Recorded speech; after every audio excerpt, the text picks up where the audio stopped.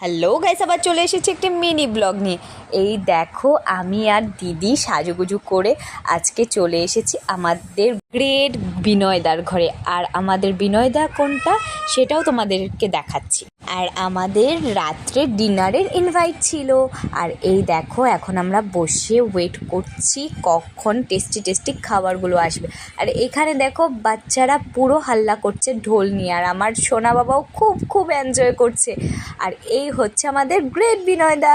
আর তারপরে চলে গেলাম খাবার টেবিলে। আর এই দেখো, আমাদের বিনয়দার ওয়াইফ এত টেস্টি টেস্টি ডিশ বানিয়েছিল, কি বলবো, আমাদের দেখেই মুখে জল চলে এসেছে। আর কবজি ডুবিয়ে খেয়েছি, খাবার আর শেষ হচ্ছিল না।